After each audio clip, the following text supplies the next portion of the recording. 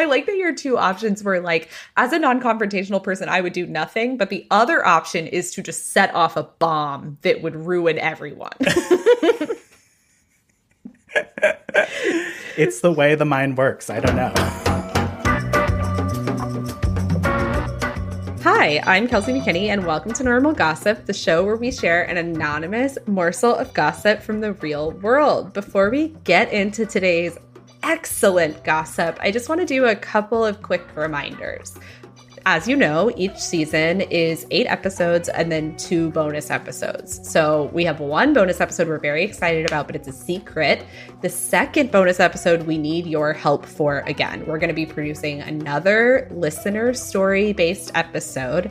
And this time we are asking for your drama from niche groups. We're talking clubs, societies, alumni associations, your homeowners groups, your dog walking groups, your seed sharing libraries, your little free library construction groups. We want anything you have on niche drama. The way you may give that to us is you can call the voicemail box at 2679-GOSSIP. But please remember the voicemail box cuts you off after 3 minutes. Or you can send us an email to normalgossip@defector.com. You can also send voice memos to that email if that's easier for you. Please do not send your gossip to our Instagram DMs because I will lose it. The other little piece of business we need to do is just remind you that you can become a subscriber. Last week, we released our first extra bonus episode for subscribers, which all subscribers get. And we had our listener guest. It was amazing. I had so much fun. And we're currently in the process of picking our next guest from the subscriber pool. So if you want to be a guest on one of the bonus episodes, please become a subscriber. It really helps us make the show. Okay, enough business. Today we have with us Tobin Low. Tobin Low was a producer at Radiolab. He also co-hosted Nancy, a show about the contemporary queer experience, which we really like.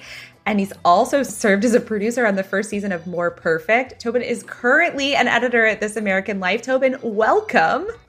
Thank you. I am overjoyed to be here, truly. We are so happy to have you.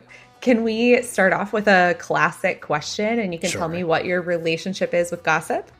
I love it. I adore it. It fuels me. I like to call myself a benevolent gossip, which is... What does that mean to you?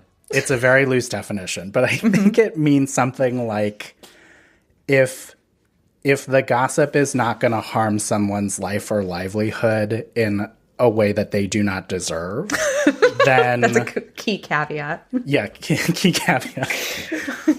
Then I am more than happy to be like a receptacle for it, a spreader of it, a sort of like joyful gossiper. And I think this is a thing that you've talked about on the show before, but like there is nothing more endearing to like a new person that you're establishing a relationship with than to be like, got any good gossip? It's like, you're immediately conspiratorial with that person. You like enter that secret space and it's so fun. I am all for it. I love it. Do you, Lindsay told us in the last episode that she has been starting off a lot of conversations with just randos by being like, do you have any gossip for me? Is that like your entryway? Like, how do you gossip? Who do you gossip with? I feel like I have done it with strangers. I have done it with strangers. It's such a weird way of saying that. I think it's good. Yeah. We're going to go with it. I have done it with strangers. I feel like... All adventurous women do. Love it. I feel like, especially in journalism circles, I feel like so much of it is the group chats about who's going where and what's happening behind the scenes and all that kind of stuff. So I feel like I'm in a lot of like industry group chats of just like keeping tabs on stuff.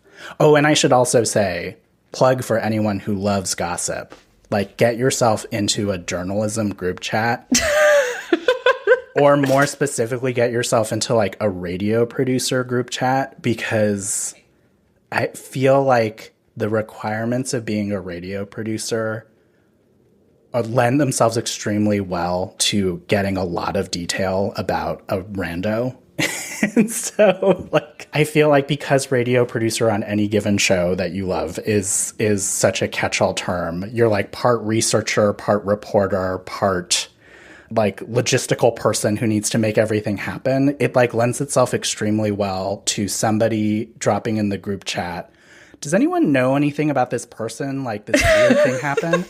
And then everyone answers with like, here's their shirt size. I found it via like Google, whatever. Here's their Instagram. Here's a deep cut from their Instagram that tells us this about them. Yeah. I just feel like it's a really fruitful group to be part of if you love that sort of like living in an insecty way inside of somebody else's life and like, figuring that stuff out. Why do you need to do that? Like, what is it about your job that requires this kind of like investigative journalism background researching? I don't know if it needs it. I think that part of like, because to be good at the job, you have to kind of like that, that like nosiness. So are you like that in your personal life too? Like if you meet someone at a party, are you like 500 pictures deep in their Instagram? I am, so it's fine like to say that you are. I just think like, yeah, I mean, I don't want to be that kind of person, but like, I think sometimes I am. Why? Why don't you want to be that kind of person? Oh, because nobody wants to be that person, I think. Or nobody wants to admit to being that type of person. As much as we are all that person, it also gets labeled as like, you don't want to be publicly identified as the person who's like 20 deep on somebody's like into like 2015 Instagram posts. Yeah. Like, there's like nothing scarier than scrolling and you like almost double tap something from like 2014. No greater terror exists. Oh, a cold chill just went down my spine. I'm sorry. I didn't mean, this is not a horror podcast. That's my bad. So a lot of people have made a distinction between like loving gossip and being a gossip. Do you consider yourself a gossip? Yes. If I'm being honest, I do consider myself to be a gossip. Again, we're trying for benevolent gossip, where we're not like coming for people's lives and livelihoods unnecessarily. Yes. I feel like the best route to getting good gossip is to have a very close extended family. Okay. To be aware of sort of like third cousins twice removed, like out here, but like to have the sort of family that talks about the movings of like family that far out. So what is your like family dynamic and like what is happening in your family? Please. Please. My sad small family. We're so poor. So I think this is probably like a thing that a lot of like POC will recognize as like, I am very aware of like my mom's cousins, my dad's cousins, they're all uncles and aunts and like cousins who are actually like way removed are just cousins. They're just like part of the family. And so what you have is like this big network of people who are all related to each other.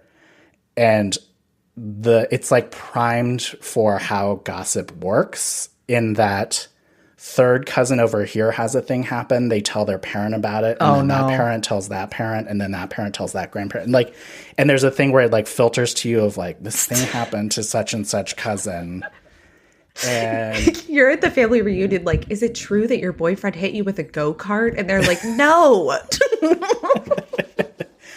I mean, to be fair to my family, it's nothing ever salacious, but it has that feeling of just like, the way that gossip spreads, it works perfectly for a large extended family that is like aware of each other. And then also alternately, another, I feel like child of immigrants experience is like sometimes your grandmother will just drop the most insane story you've ever heard about their parents or something. Like suddenly out of nowhere, it'll be like, well, you know, my father had a second family and then went to go live with them. And it's like, it's so casually dropped and you're like, what? Excuse me? And that sort of like family gossip and how that functions, I feel like is a similar mechanism to like learning great gossip. Yeah, I'm not a child of immigrants. My family have been extremely white and poor in America for a very long time. But my grandfather also did this to me recently. Like I was at his house and he was like, oh, this extreme trauma that I saw happen to my father when I was 5. And I was like, what? And then I told my mom about it and she was like, oh, I didn't even know that. And I was like, what is happening? Like, what? I think it's just like the boomers and above, they kept every gossip. They kept it all. Yes. Yes. It's all internal. And then it comes out just in little spurts. And the rest of us are like, excuse me? What? This is like really good argument to like go interview your great grandparents or grandparents if they are still alive and be like, who is the first person you kissed? Yes. Like, tell me, hurry. So today's gossip is about work. We're doing some work gossip. Have you ever had to work with someone that you like just did not get along with? I mean, I'm alive, so yeah. So you're ready to just like relate entirely to having a work enemy, which is the opposite of work wife, I guess. It's like your work ex-husband. Well, so this is interesting. I feel like, I'll find out from hearing the story, but I feel like I've had people who are quietly my work enemy, but I don't know if they knew they were my work enemy. Because what do you mean? I don't know that I'm confrontational in that way to sort of register oh my God. I mean, Anyone you also who works are with me good. Is now going to be so paranoid. You also are like good, like professional and good at your job. So obviously you're not like, fuck you, buddy. Like I hate my work. I hate working with you. Like you're capable of a level of professionalism that means that you can also be like, ugh. Yes. Thank you for framing that in the correct adult wording. Yeah, I gotcha. I know that you don't hate all of your coworkers. Right. You can tell them that you don't hate them yes. now. Don't worry. I guess also I feel like I have worked with people who have openly registered their dislike for a coworker and their enmity has been on display and I don't understand that. It's dangerous. Yeah. Okay, well, would you like to do some gossip? Please.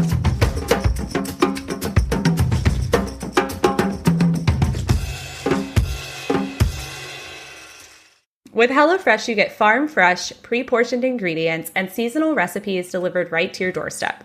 Skip trips to the grocery store and count on HelloFresh to make home cooking easy, fun, and affordable. That's why it's America's #1 meal kit. HelloFresh offers you flexibility. If you need to customize your orders every week, you can add like extra proteins or sides. You can change up your serving size when you have guests, or you can just like double your favorite recipe so your box works harder for you. And over 90% of ingredients are sourced directly from farmers to ensure only the freshest produce and proteins are delivered right to your door.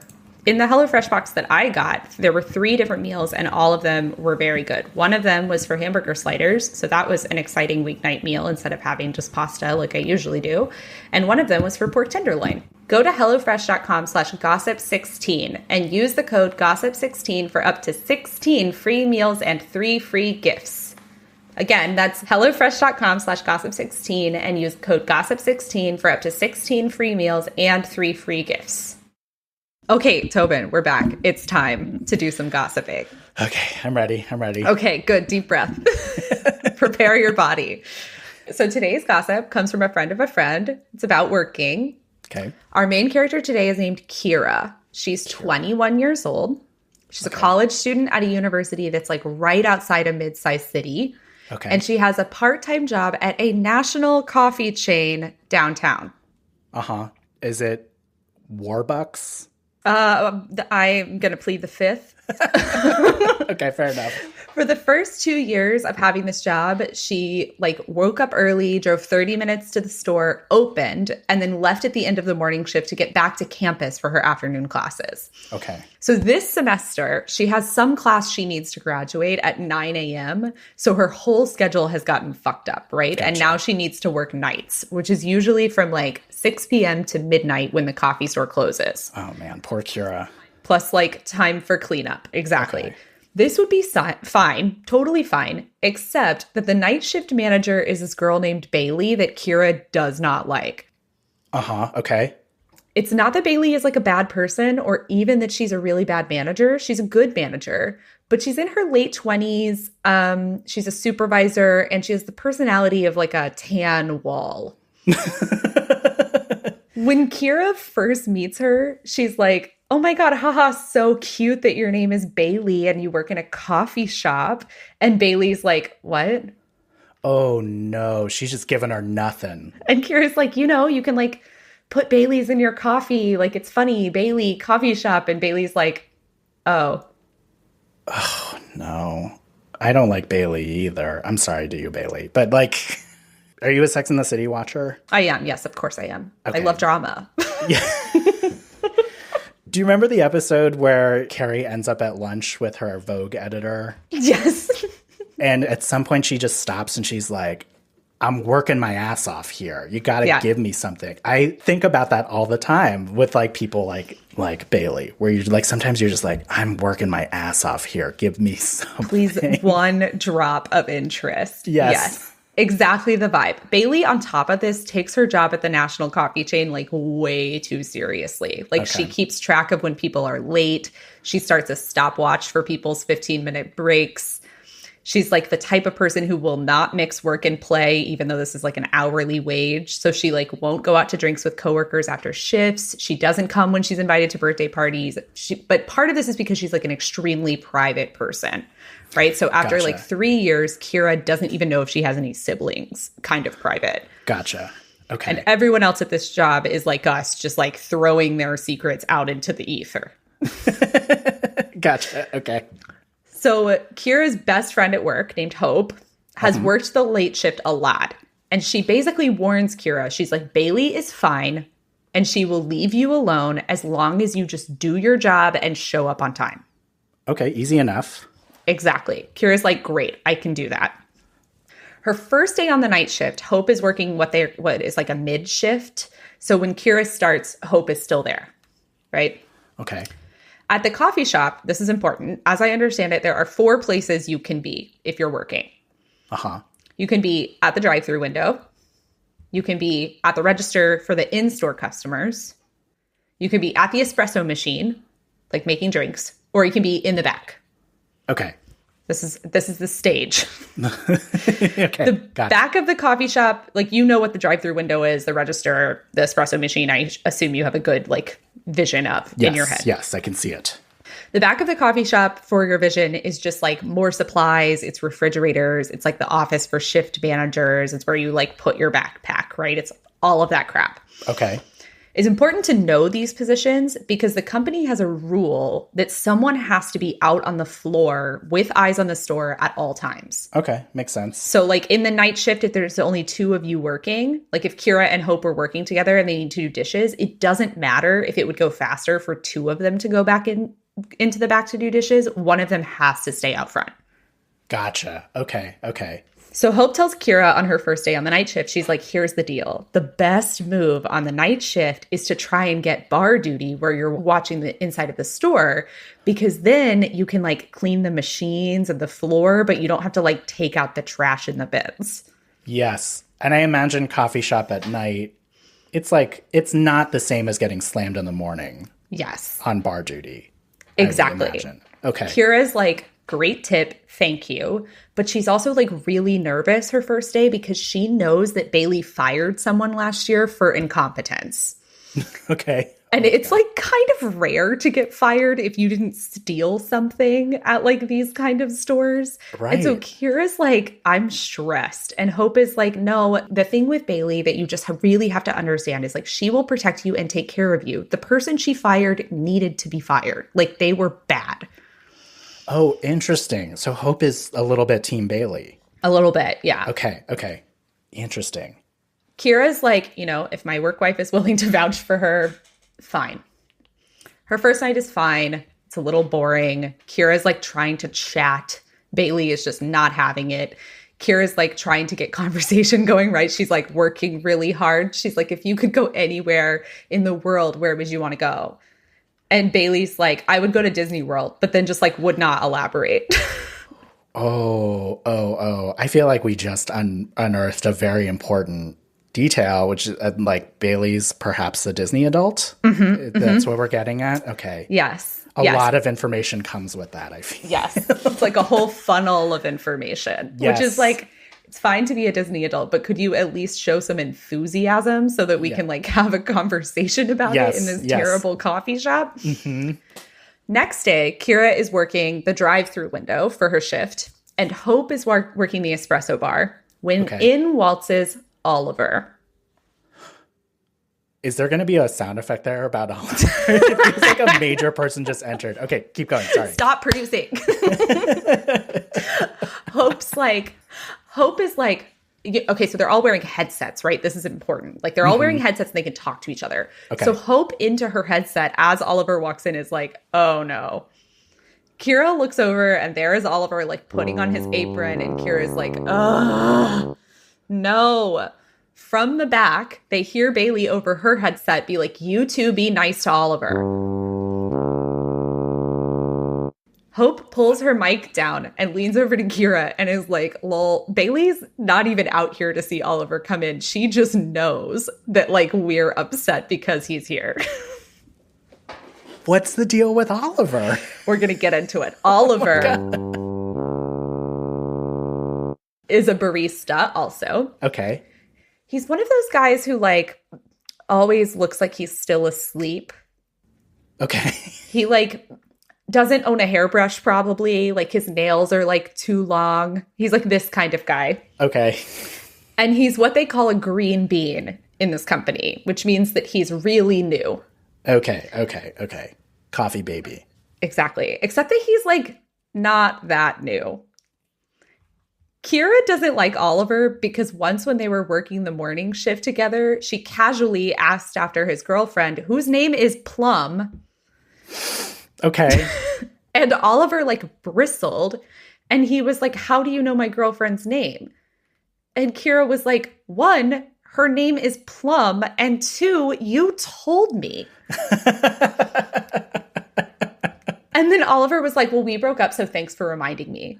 Oh, no. Oliver. And Kira was like, oh my God, I'm so sorry that you broke up. Like, why did you break up? And Oliver was like, she wasn't good at hiking. Oh, no, Oliver. Oh, and Kira was like, didn't you meet hiking? And Oliver was like, yeah. Say it. Kira Say is it. just working her ass off to relate to these people, and they are she's being met with a wall everywhere. She's getting nothing. So Kira just like believes that Oliver is like, 1, annoying, like kind of a womanizer maybe, and just like also does not seem aware that his colleagues are like people that he should be like trying to help. Like he will leave people out on the floor drowning, right? No. Okay. Not that that would really matter because he is genuinely an awful barista. Like he's been at the store for about 7 months, which should be plenty of time to get the hang of it. But Oliver has like atrocious spatial awareness, which you can imagine is rather important if you are working in a tight space with a lot of liquids. Right. What I know of like said coffee chain at the busiest times is it is like a frantic run around behind the bar to like get all the orders out, et cetera, et cetera. So everyone who works with Oliver ends up with like bruises because he like just doesn't check doors before he flings them open. Like if you work a shift with him, you have to like plan to go home and shower because he just like drops things and then they like splatter all over you. Like once Kira had to go home after work instead of to a party because he dropped a whole quad shot iced latte just like down the front of her shirt.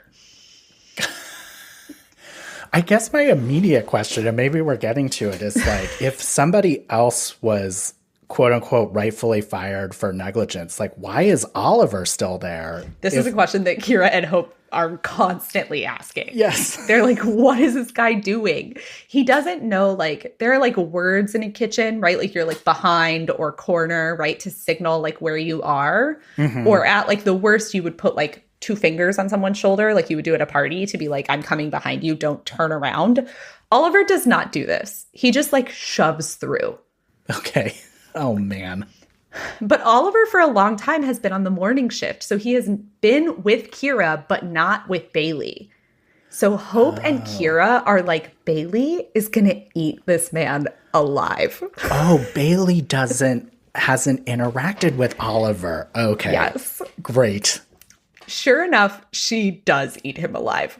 Like his first shift, she is so fucking critical of him. She's like, you're doing your job wrong. Like, what is the point in you even being here? Like, why can't you do this? To the point that Kira is like, Jesus, like this is a coffee shop. Like he's a part-time employee. Like maybe chill for like 1 second. Sure. Do you think that she should like intervene into this scenario where Bailey is just constantly rebuking Oliver, who she does not like? Sure. If it gets into a territory of abuse or like really truly too far, like yes, intervene. But also in defense of Bailey, I have been in the situation where the powers that be or whatever let somebody slide for far too long. And sometimes all you need is the one person who's willing to like lay down the law. Exactly. Yeah. And so like in this moment, like it does sound like she's going too far. We could pull it back. But the energy behind what Bailey is doing, like I'm a little bit team Bailey in this moment. And I kind of want Kira within reason to just sit back and let it play out. Also, this is not really Kira's like, it's not hers to fix. Yes. Is the other thing. Like we're not in a territory yet where she like needs to defend anybody. Yeah. So Kira's like, I get paid not a lot of money. Oliver is a nightmare to me. So I am not going to like rush to his defense. But also this is like making the vibe really bad of you just like yelling at him. And now I'm not having fun. So I'm going to like take a distraction approach, right? She's like, we should be having fun. Like the whole point in a job like this is that like you can kind of fuck around a little bit if you believe. Right. Makes sense. And so she's like, I heard a really fun question the other day that we could all answer. And they're like, okay. What? What do you need to say? Wait, so Kira's like, I'm going to play this party game with everyone? Yes. Kira, no. I just feel like you already know that both of them do not play ball with this kind of thing. What are you inviting? Okay, what question? She's so optimistic. Yeah. She's like, what is the biggest crime that you think you could get away with? Bailey and Oliver both, without missing a beat, are like tax evasion. Wow, okay. They went in hot.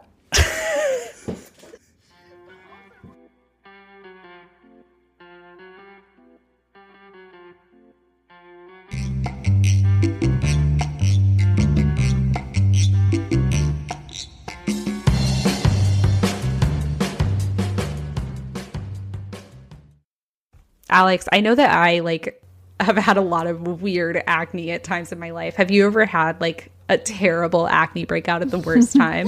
When I was in middle school, I went to jazz band camp and I had a huge cystic pimple on my cheek that like... Oh, that's the worst place to have a pimple. Only got worse, only got bigger. And for weeks, my family called me Blueberry because this pimple was so inflamed. And I still have a scar on my cheek from it. And, like, I never hear the word blueberry the same way again. That's so sad, Alex. I'm so sorry that happened to you. I haven't had, like, nearly as traumatic of an experience. But I feel like there were, like, years of my life where I always had a pimple just directly in the middle of my forehead for every wedding. And I was, like, sick. This is great. And that is why, like... we at Normal Gossip are excited to partner with Apostrophe, the sponsor for this episode. Apostrophe is a prescription skincare company that offers science-backed oral and topical medications that are clinically proven to help clear acne. They like connect you with a board-certified dermatologist who like messages with you and helps create you like a treatment plan that is tailored just for you. It's pretty easy. You just log on and you fill out a little quiz and it asks you what your skin goals are. My goal was to have absolutely perfect skin that everyone was jealous of. So I recommend that as a goal. And then you snap a few selfies and they like look at your pictures and they're like, oh, you do not have absolutely perfect skin that everyone is jealous of. So here is something that you could use to help you have that. Apostrophe treats like all kinds of acne, from hormonal acne and like facial acne to even chest knee, back knee, butt knee, all the knees. They treat breakouts from head to toe. Including your knees. Including your knees. What I liked about Apostrophe was that like it was really easy and it had none of the like stress of trying to go to an actual dermatologist. It was really quick, and then they sent me this product that I love that is making my face look very clean, and my pores are evaporating into the sky, which I love. We have a special deal for our audience. You can save $15 off your first visit with an Apostrophe provider at apostrophe.com/gossip when you use our code GOSSIP. This code is only available to our listeners. To get started, just go to apostrophe.com/gossip and click begin visit, then use our code GOSSIP at sign up and you'll get your first visit for only $5. That's apostrophe.com/gossip and use that code GOSSIP to get your dermatologist crafted treatment plan for $5. And we thank Apostrophe for sponsoring the podcast.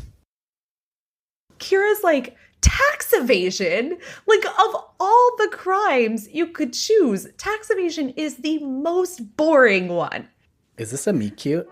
Are Oliver and Bailey, did they say tax Just evasion at the bonding same over time? tax evasion. Yeah. And then did they look at each other and she sort of like straightened her hair and was like, I've never heard anyone have that answer. Okay. On her break, Kira is like texting Hope and she's like, I hate them. They're so boring. There is no drama.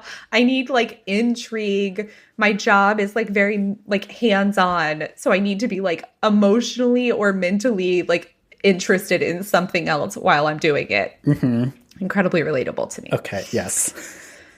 For a few weeks, things are like this. They're just like boring. The shop is slow. The drive-through doesn't take enough time. So Kira has to end up doing those like terrible organizational projects that you have to do when you work minimum wage, like restocking back syrups and like organizing straws and shit, right? Mm-hmm. Like she like even checks the receipt paper to be like, is this running low? Something no one has ever done before. She's so bored and she's so miserable. And she's like, I miss my old shift. Like, I want to go back to the mornings. Maybe I should just quit college. This is terrible. I hate it here. Oh, no. Okay. But then one Friday night, a few weeks later, things are like unreasonably busy. It starts off with a few like complicated orders that slow down the line. And then there's like a line of 10 cars in the drive-thru. And then there's like a line of 15 cars in the drive-thru, right? And so it's just like building. Mm-hmm. Bailey had warned her that she needed to like do the paycheck stuff for them. So she would be in the office and Kira is like, fuck, because she needs help. And the only person to help her is Oliver. Oh boy. Okay. And so she gets on the headset and she's like, Oliver, hello, things are getting really busy up here. Can you please come help me? There's no response. Where's Oliver? Kira's like, whatever. Like, this isn't my first rodeo. I can do this. But she's like mad, right? 10 minutes later, Oliver comes like strolling back in and Kira's like, did you not hear me like calling for help over and over again over the intercom? And Oliver's like, oh, was it busy or something? Oh. And Kira's like, yeah, it was. And Oliver's like, well, it seems fine now. Oliver. Okay. Kira's like, yeah, it's fine because I handled it. Can I ask a question? Please. Where did Oliver walk out of? From the back. From the back. Where Bailey was? Mm-hmm. Is this heading where I think it's heading? I keep going. Kira's like, were you on a break or something? Like, where were you? And Oliver's like, yeah, I was on a break. And Kira's like, that's fine. Like, you're allowed to be on a break, but like, you should tell me when you're going to take a break so then I know where you are so that if I need help, we can like work as a team. Okay. Kira's texting Hope on her break, right? She's like, I hate him. Everything is awful. This is the worst day of my life. Hope is like, I don't know. Should you like talk to Bailey about it? And Kira's like, the thing is, I'm like not a narc. I'm not trying to like blow up Oliver's life. I think like I'll talk to him and maybe that'll just fix it. Okay. Right. So she's like, be better to Oliver. But then the next week it happens again. Okay. It's only ever 10 minutes, so it's not the end of the world that things keep getting busy during Oliver's break, but he never keeps his headset on. Okay. So she's texting Hope about it, and Hope is like, why doesn't Bailey just help you? And Kira's like, you know what? That's a good fucking question. And then she starts noticing it. Over a couple weeks, when she's working shifts with Bailey and Oliver, there are consistent 10 or 15-minute stretches, sometimes when things are slow, but sometimes when they are not, that both Bailey and Oliver will be in the back room and not responding to their headsets. Oh my God. I was just joking before, but okay, cool. Look at you. Yeah, you're just omniscient. Then she starts noticing that Bailey's like in an unusually good mood. She's like not using her stopwatches for breaks anymore or like making them do extra organizing tasks. Mm-hmm. And Kira is like darting her eyes between Bailey and Oliver. And she's like, It's happening. It's going down. Thoughts, feelings? Do you think Kira should put this into her suitcase of secrets? Like, what should she do with this information?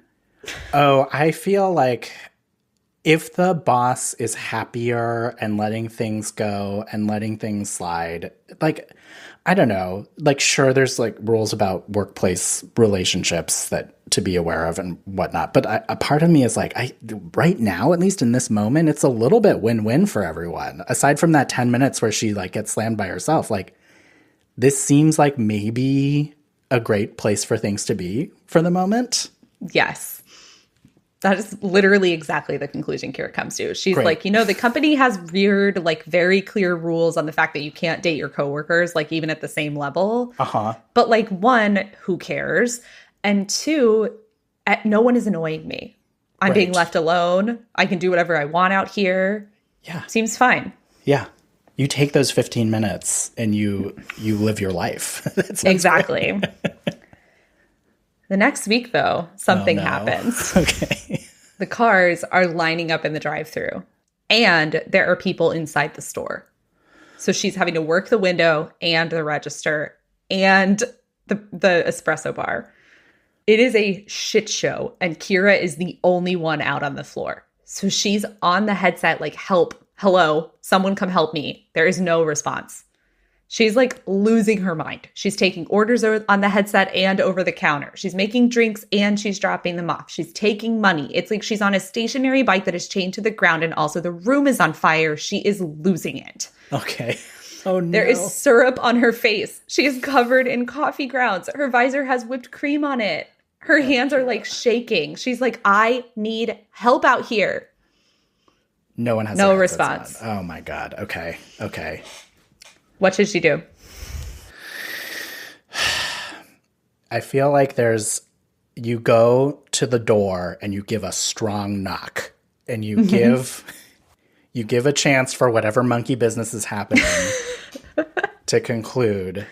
I worry for Kira that she's going to go do a bargain and see things that she doesn't want to see. Mm-hmm. So I'm going to say, like, if I were to give her advice in this moment, give a strong knock, a strong, like, stuff is happening out here. Let them gather themselves. And return to you. And return to that. That would be my piece of advice. Okay, great advice. Little piece that you forgot is that someone has to stay on the floor. Oh, so she can't go back there. No. Okay. So she and the back room has like a ton of like shelving and shit because it's all the stock. So it's not like she can just like peek her head in there and be like, you two come out here. So she does kind of do what you said, which is she goes near the back room and like opens the door and is like, someone needs to come out here and help me, right? Is like yelling into the back room. Gotcha. No one comes to help her. Oh, no. She's sprinting from the espresso machine to the drive-through window to the cashier. There are little like steel milk steaming buckets everywhere. There are just like lines of syrup on the counter. The ground is like covered in chocolate. Oh, no. There's a roll of receipt paper like plastered to the floor. Kira is like out of breath. Her arms hurt and she's very, very mad. Rightfully so. My God. About 20 minutes later, the rush has calmed down. And about 5 minutes after that, out walk Bailey and Oliver together. Oh, they're getting sloppy. Oh, they're getting sloppy. I feel like we're at a fork in the road in this story, where either it is a romantic tryst or are they engaging in tax evasion together? Did they figure out a grift together on this coffee shop? And like every break is like them secretly taking a little off the top or cooking the books or something. Honestly, that is giving the two of them way too much credit for like the ability of intrigue that they have. Yeah, true. What is your like move here? You're Kira, you're standing in a destroyed national coffee chain. And your boss and your terrible coworker have just deigned to return after a 20-minute break. I feel like as a non-confrontational person, my move would probably be to take it on the chin and keep it moving. If I were a more confrontational person, this would be the perfect moment to deploy, I know what's going on here. I know that you take your breaks together, and it is royally screwing me. And perhaps we can continue this arrangement, but like not during the busy times anymore. I'm saying blackmail. Go to blackmail. Yeah, you're saying straight to blackmail, like express train to Blackville land.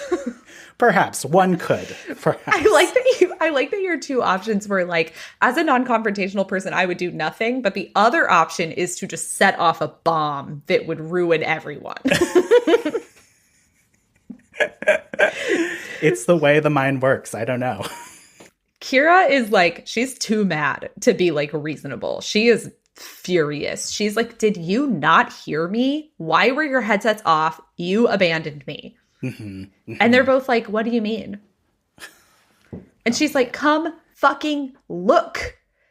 And they see the like absolute just disaster of the behind the counter zone. And they're like, oh, sorry, we must have missed that.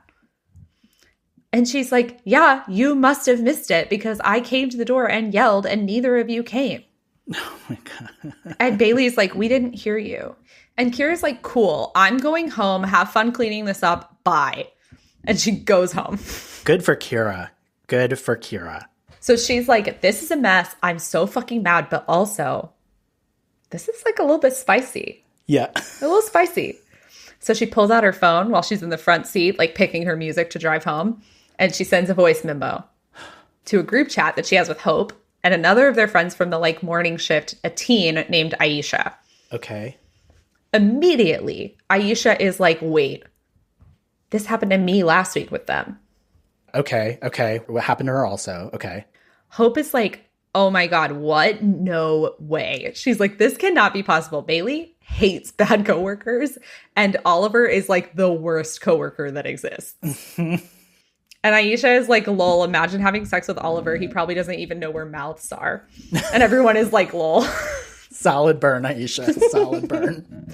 But obviously, this is just suspicion. Right? Uh-huh. The group is now out for what every group chat wants, confirmation. Of course. The group chat is like, what else could it be? They're like, right, they could be fucking. But she could also be giving him remedial lessons since he can't use the espresso machine. Oh, that's she could very just optimistic. Be keeping him out of the way so he doesn't drop stuff. Right. He could be being fired. God, I hope he's being fired. Mm-hmm. The next day, Kira comes into work. And she's like, do you want to talk about last night to Bailey? And Bailey's like, what about last night? And Kira's like, what? And Bailey's like, don't worry about it. And Kira's like, okay, I assumed that you were going to be really fucking mad because I stormed out in the middle of my shift. But sure, I'll take it. Fine. Bailey isn't mad. Bailey, that whole night, is like very nice to her. She helps her on the floor. No one abandons her. Kira is like, this is great. I love not being abandoned, but this is really bad for my confirmation of you maybe sleeping together, which is what I'm now in pursuit of. Right. Okay. The next day, Aisha picks up a closing shift. She texts the group chat and she's like, it took me a little bit to get out of the parking lot because I had to call my mom back or something. And before I left, I saw Oliver climbing into the front seat of Bailey's car. They left together. Hope is still like, that's not enough. Like, their apartments are near each other. It could just be a ride home from work. But then the next day, Hope, during her mid shift, is there with Oliver and Bailey, and she watches Oliver place 2 fingers onto Bailey to get by her, something he never does. And Bailey, like, leans in to his touch. Oh my God. Oliver gets, like, switched to the register partway through his shift. And it's like, you know, when you work a register, how you have to, like, put in your number to open it? Mm-hmm. Oliver, of course, like, does not ever remember his number. And Bailey's like, I can put it in for you. Don't worry, Oliver. Oh, they're not even being slick at this point. The group chat is like, this is the best day of our life. Illicit love affair between 2 people we don't like. Who cares if you're getting abandoned during your shift? Like, this is it. That's amazing. Can I just say also, Please. The way you described it, like the 2-finger moment tapping, it gives me the feeling of like at the end of The Usual Suspects when he abandons, sorry if I'm spoiling it, Please. You've had enough time to see it, but Yeah, like it's plenty of when, time. when he abandons the limp and you have that moment of like, it was him all along. Just cinematically, I'm imagining the 2-finger tap is just like, he knew. The full widescreen. Yeah, it zooms in. And on top of all of this drama, which they're all loving, Bailey is still in a good mood, which means everyone's getting longer breaks. Everyone's doing the bare minimum. Mm-hmm. Everybody's leaving early but getting paid for the whole shift. They're like, we love it. This is great. Everything would be perfect if Oliver were competent at his job at all. Right. But he's not. Right. On every shift, Oliver is creating some kind of havoc. He's dropping whole gallons of milk on the ground. He's handing customers the wrong drink. He's not cleaning off the steamer, so it's like all caked with milk. He's bumping into people. It is like literally untenable to work behind the bar with him. Oh man. Okay. So the group chat is like, we don't know what to do about this. What do you think that they should do? Oh man, this one's a harder call because it's like, it's sort of like 6 of one, half a dozen of another. It's like, do you maintain the status quo and enjoy the benefits of everything? Mm-hmm. Or do you pursue some avenue to blow it up so that you don't have to work with Oliver anymore? Right. It sounds like he's a headache enough that I would go the route of trying to blow it up in some way. You would? I think so. It sounds like the benefits don't outweigh the cons. And that's the thing that, like, this friend of a friend made really clear is that, like, the worst part of this job is dealing with customers. Like, it's not any of the franticness. It's people coming in and being like, I asked for a half calf and this tastes like a full calf. Yeah. And you're like, well, babe, I don't know what to tell you. Like, they taste the same. Yeah. I mean, I don't think an extra break can make up for that being your, like, every minute experience if Oliver's working. The group chat in the meantime is like growing, right? They're like adding other people to the group chat. Uh-huh. And everyone is like, nobody fucking snitch. We're having fun. Leave it. Like, grow up. Oh. Okay. Deal with Oliver. Just like get him out of your way. It'll be fucking fine. Are there people in the group chat who don't work with Oliver but are enjoying the benefits of a happier Bailey? Extremely, yes. Okay. And so that's why you have people. Oh my God, the levels. Couple weeks later, Kira is like on the drive-thru again. Hope is at the espresso machine. They're still on the mid shift, so Bailey hasn't come in yet. And Kira is just like, I'm losing it. Like, I had to work with Oliver yesterday. He was just an absolute nightmare. Like, I don't know how long I can do this anymore. She's saying this into the headset, right? So, because she's talking to Hope. And she's like, Oliver is just making me so crazy. He can't do his job. Whenever I think about him, I just want to vomit. And Hope is like, it is ridiculous. Like, he's late today. I just don't know when he's going to get here. But I know that, like, when he gets here, he's going to make my life awful. And Kira's like, oh, I know. And Hope is like, it's just like, it's even worse when Bailey is here. Like, he just gets away with stuff. And like, even the green beans don't get away with the kind of shit that he gets away with. And then they hear the shift manager's radio click on. No. Okay. It is Bailey. Oh, no. She has come in early for her shift. Bailey is like, I don't think I'm too hard on the green beans. Oh. And Kira and Hope are like, fuck! They are looking at each other in the front with like eyes just huge. No. As Bailey begins to destroy Oliver, she is saying way meaner things than either of them said. She's like, he's incompetent. I don't even know if he's teachable. You know, I tried to help him learn to use the steamer machine last week and he almost burnt my hand. Like, on top of that, he doesn't even listen. She is just like on and on and on. Kira and Hope's eyes are like swimming pools. Oh my God.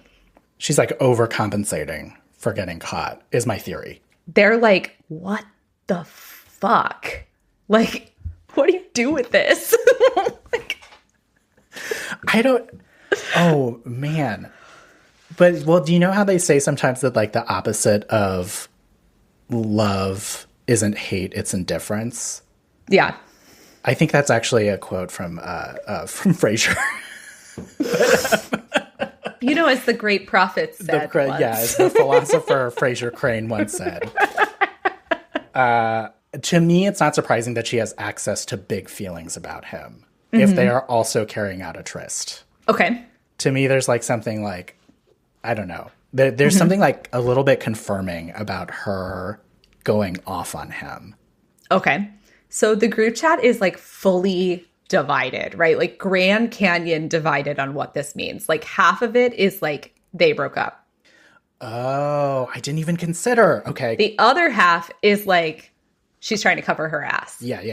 They are fighting. The group chat, it's full of fighting. Okay. Oliver isn't on the night shift the next night or the night after that.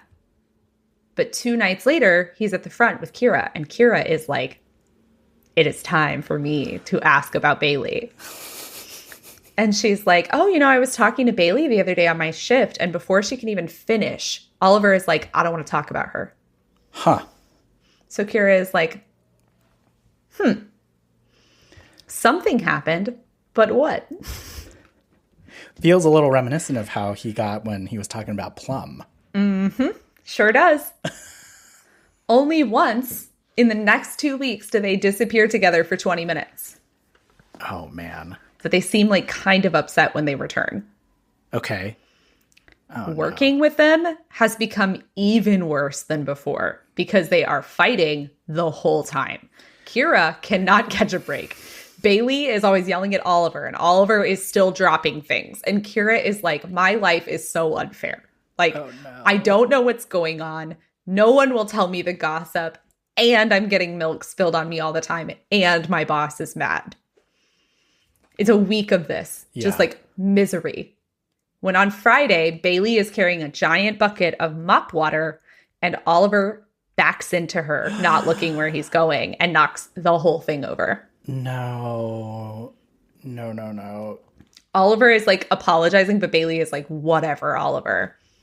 This is, I worried about this for Kira. That the flip side is when they break up, it was going to be hellish for everyone. Mm-hmm. So what is the group chat now thinks that are they team breakup now? The group chat is like slowly shifting to team breakup, but there are still people that are like, I don't know. They like both of them are just so like bland and weird that it is like impossible for us to like read what's happening here. Yeah. Right? Like, why hasn't Bailey fired him? Right. If they've broken up. Right. I mean, but there's part of me too that's like, from what I've been told, they also seem perhaps too bland to carry on an act, to like go all in. Yes, exactly. Acting. And the sort of like, we're going to put on a ruse and fool all these people. Like, oh, man. The next day, Kira's working her mid-shift. Hope and Bailey are there. It's super busy, so Bailey is working the espresso machine. Okay? Mm-hmm. They're working, just like doing their thing. They have a fun playlist on. Everyone's having a good time. When in walks Oliver. It is not his shift. He is in exercise clothes. He looks very sweaty. And with him is a girl.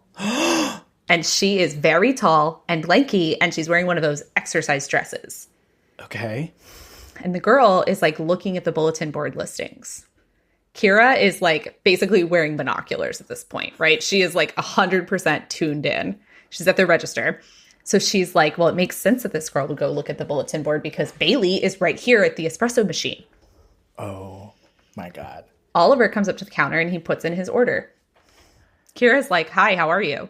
And he's like, oh, we just went for a hike nearby, so I just like wanted to swing by and grab us drinks. And Kira's like, oh, that's great. Like, so happy for you. Good to see you. In her head, she's like, 1, there are no hikes near here. This is a downtown coffee shop. 2, us. What kind of chess game is Oliver playing? I don't know. Kira like puts in his employee discount, right? Mm-hmm. She can see Bailey like stiffening on the machine this whole time this is happening, but her face is like full smile, right? Perfect customer service smile. Mm-hmm. Oliver is like, can I get this drink or whatever? And then he's like, babe, what do you want? Oliver. Ugh. The girl like comes trotting over and she's like, can I get this like multi-shot drink with whip that has like 17 syrups in it, please? And Kira's like, yeah, of course you can. What's the name for the order? She says, looking right at the girl.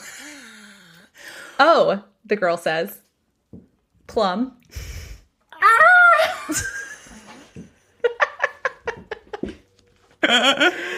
First of all, A+ work, Kira. That is the kind of shit that is just like, it's so subtle, but it's information gathering. It's so good. Mm-hmm. So like A+ work to her.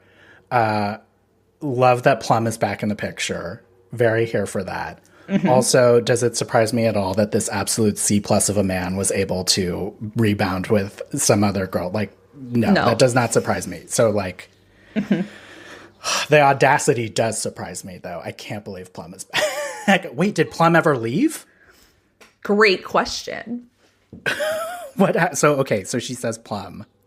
Oliver's like shooting daggers with his eyes, right? Because he sees what she did by being like, what's the name? Kira's like, got it, Plum. She writes Plum on the cup. In her headset, she can hear Hope at the drive-thru be like, are you fucking kidding me? Plum, his ex-girlfriend Plum? Plum who is not good at hiking Plum? Meanwhile, Bailey is making her like extremely complicated drink. And over the radio, they hear Bailey be like, I cannot believe this. Kira's taking more orders, so she like misses a little bit what happens next. But apparently Bailey put the first drink on the counter and called Oliver's name, not Plum's, and handed him his drink. And Plum was like, oh my God, that's so weird. She knows your name. And Bailey was like, what? And Plum was like, yeah, like, how do you know his name? Like, I gave y'all my name. Does he come here a lot or something? And Bailey's like, no, babe, he works here. And Plum's like, what? And Bailey's like, yeah, he's a barista. Like, he's off today, but that's how I know him. And Plum is like, you told me you were in med school. No. Oliver is like so mad. He's like steam coming out of his ears, glaring at Bailey. Bailey's like, oh no, oops, here's your drink, goodbye. Plum and Oliver go like storming out. Everyone is like, what the fuck? What do you do? What would you like to do with this information that you have gathered? First of all, part of me is like, what did Oliver think was going to happen? Like, he thought this was a brilliant power move. Yes. He thought he was flaunting Plum in front of Bailey. No but problem. Like, if she doesn't even know that you work as a barista, why would you bring her into the lion's den with coworkers who don't like you for varying degrees of, like, it's just, yes. Oliver thought he was playing chess. He was playing checkers. And he just like, he was playing like tic-tac-toe. He was not even close. No. Okay, so swing and a miss, Oliver. Mm-hmm. What does Kira do? I feel like as much as Bailey has been either a non-entity or a headache, there's part of me that's just like full team Bailey at this point. Like, part of me is just like, you got burned. And she did get burned. You got burned pretty bad. And also you handled it very, like you did some expert moves handling it and handling your business. There is part of me that's like a little bit compassionate to Bailey at this moment. I'm wondering if it'll be like a unifying thing for them. Probably not. But that would be sort of my feeling, I think. Yeah. So Kira and Hope are kind of like, are you okay? Like, do you need to take a break? We can handle the espresso machine. Even though it's a rush, it'll be fine. Yeah. And Bailey's like, I'm fine. I do not want to talk about this. Okay. And they're like, okay. But in their hearts, they're like, no, terrible, awful. We must know. They get off their shift. Immediately, Kira and Hope are like sending voice memos into the group text with all the other employees. They're like, you will not believe what is fucking going on here. Everyone is like, it is time to become the FBI. All the coworkers are like Googling, right? It's exactly what you were talking about earlier. They're like pulling up tax things. They're like pulling up people's like residential addresses, right? They've got like Plum's high school's like Facebook group open, right? Like it's like a whole thing. Here, they find some extra information. They learn that Oliver told someone else in their group that Plum broke up with him. Okay. Not that he broke up with Plum because she's bad at hiking. They scroll back on Plum's Instagram and they see like 3 weeks ago the side of Oliver's arm. I love this. I love this shit. Okay, keep going. Yes. Yeah. And like someone's like, this is Oliver's arm. And everyone's like, no, it's not. And then they're like cross-referencing with his Instagram and they're like, yeah, this is the same watch. Right? Like they like are doing, you know, like string on the wall work. Yes. Love it. So they're like, interesting.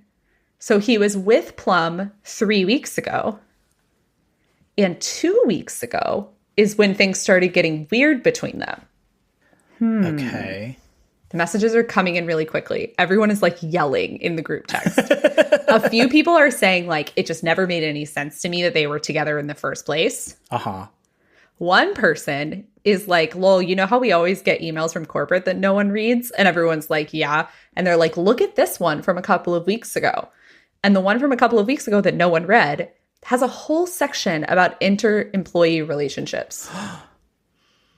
Did they try to go public? What? So together as a team, they come up with 2 theories that I now present to you. Okay. The first is that Oliver broke up with Bailey to get back together with Plum. The second is that Bailey ended the affair because she was like afraid of losing her job and or running afoul of corporate. Please weigh in on these theories. Tell me which one you think is right. Do you have another theory you'd like to add? So the first one is that he just broke up with her to get back with Plum.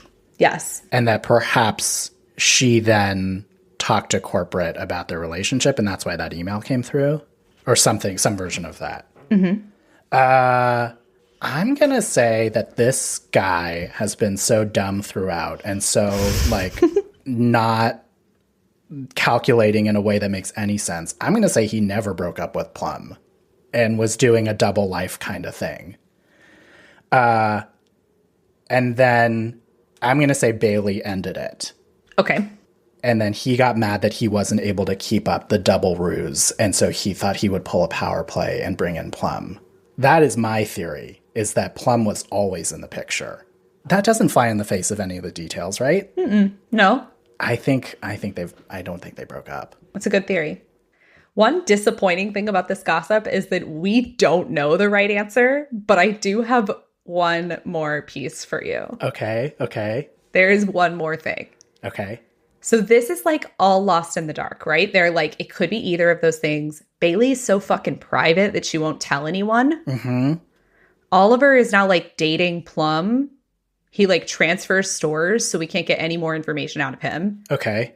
But following him on Instagram, people start to like kind of come to where you came from, where they're like, it seems like maybe they were on a break, or like she was just not around as much, but like they never really were fully broken up, maybe. But there's one more thing. Oh no. A couple months later, Aisha is scrolling on her TikTok. And you know how sometimes when you're on your For You page, it'll show you someone who's like in your contacts, but that you don't follow? Yes. So it has a little like from your contacts thing. Aisha sees this video and immediately sends it to the group chat because the video was posted by Bailey. It is tagged for the corporate national competition to represent the company on TikTok, the winner of which the group chat learns from Googling would have gotten to go to a higher level of managerial training for free. Huh. Okay. It is clearly filmed in the back room. The video is edited within like an inch of its life, but not in a cool way, right? It's edited with like, you know, those sunglasses that come down from the ceiling and like land on your face. Yes. There's like a fire border around the edge. Uh-huh. It like rapidly switches angles, right? It's like black and white. Now it's blue monochrome. It's full color. Okay. The caption for the video, in addition to being like, please select me for this managerial training, blah, blah, blah, credits Oliver with video editing.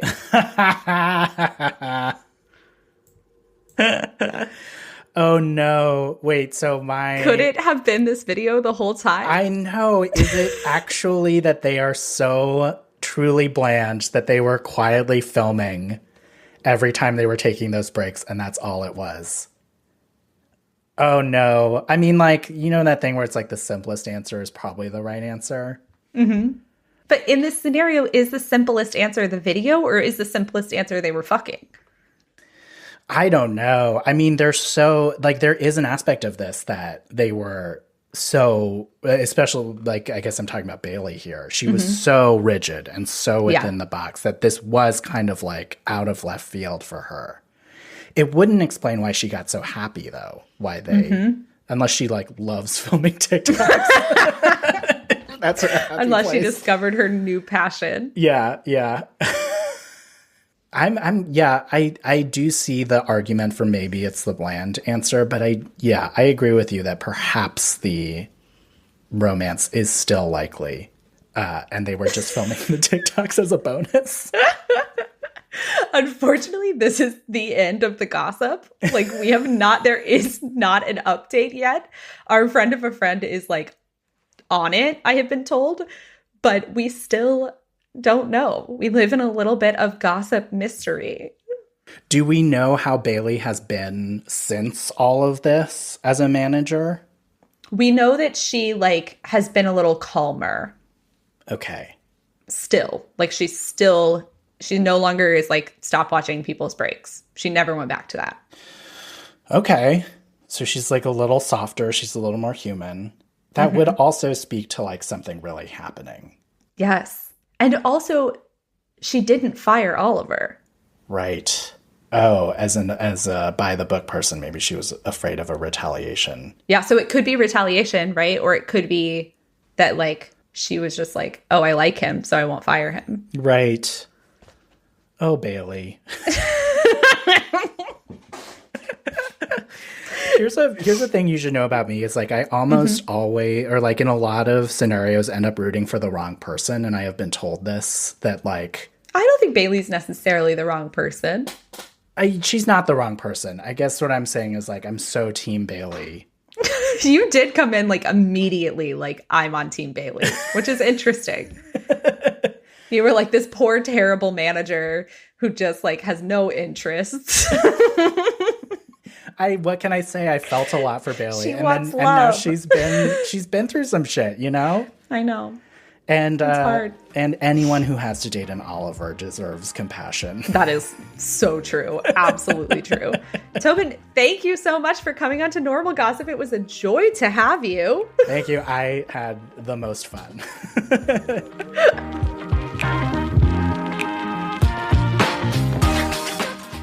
Thank you for listening to Normal Gossip. If you have a gossip story to share with us, email us at normalgossip@defector.com, or you can leave us a voicemail at 2679-GOSSIP. If you love this podcast and want us to keep making it, become a friend or a friend of a friend at supportnormalgossip.com. You can follow me on all social media at @McKinneyKelsey. This podcast was produced by Alex Sujong Laughlin. Defector's projects editor is Justin Ellis. Our editor-in-chief is Tom Lay. Thanks to the rest of the Defector staff. Defector Media is a collectively owned, subscriber-based media company. I'm Kelsey McKinney, and remember, you did not hear this from me.